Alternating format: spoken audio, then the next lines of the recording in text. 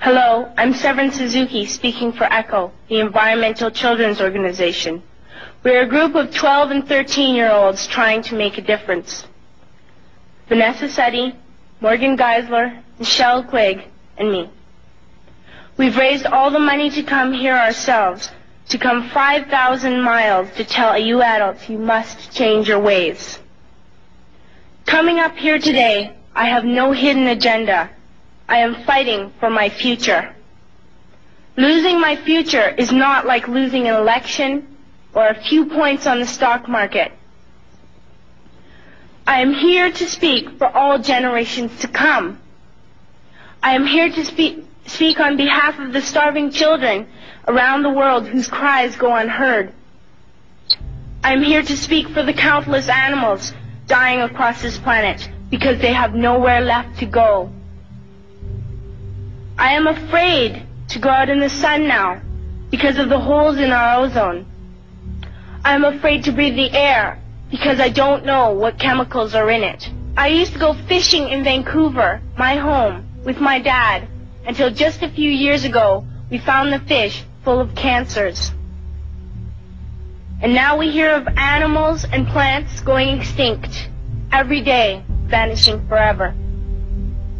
In my life, I have dreamt of seeing the great herds of wild animals, jungles and rainforests full of birds and butterflies. But now I wonder if they will even exist for my children to see. Did you have to worry of these things when you were my age? All this is happening before our eyes, and yet we act as if we have all the time we want and all the solutions. I'm only a child, and I don't have all the solutions. I want you to realize, neither do you. You don't know how to fix the holes in our ozone layer. You don't know how to bring the salmon back up in a dead stream. You don't know how to bring back an animal now extinct. And you can't bring back the forest that once grew where there is now a desert. If you don't know how to fix it, please stop breaking it. Here, you may be delegates of your government, business people, organizers, reporters, or politicians, but really, your mothers and fathers, sisters and brothers, aunts and uncles, and all of you are someone's child. I'm only a child, yet I know we are all part of a family, 5 billion strong, in fact 30 million species strong. And borders and governments will never change that. I'm only a child, yet I know we are all in this together and should act as one single world towards one single goal. In my anger, I am not blind, and in my fear, I am not afraid of telling the world how I feel. In my country, we make so much waste.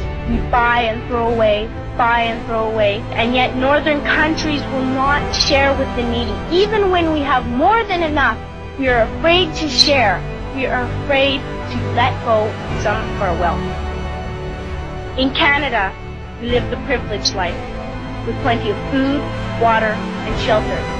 We have watches, bicycles, computers, and television sets. The list could go on for 2 days. 2 days ago, here in Brazil, we were shocked when we spent time with some children living on the streets. This is what one child told us. I wish I was rich. And if I were, I would give all the street children food, clothes, medicines, shelter, and love and affection. If a child on the streets who has nothing is willing to share, why are we who have everything still so greedy? I can't stop thinking that these are children my own age, that it makes a tremendous difference where you are born. That I could be one of those children living in the favelas of Rio. I could be a child starving in Somalia, or a victim of war in the Middle East, or a beggar in India. I am only a child, yet I know if all the money spent on war was spent on finding environmental answers, ending poverty, and finding treaties, what a wonderful place this earth would be.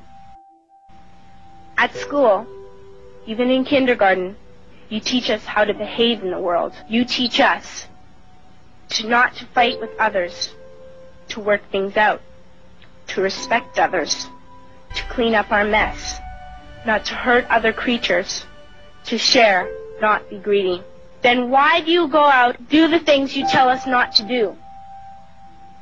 Do not forget why you are attending these conferences, who you're doing this for. We are your own children. You are deciding what kind of a world we are growing up in. Parents should be able to comfort their children by saying, everything's going to be all right. It's not the end of the world. And we're doing the best we can. But I don't think you can say that to us anymore. Are we even on your list of priorities?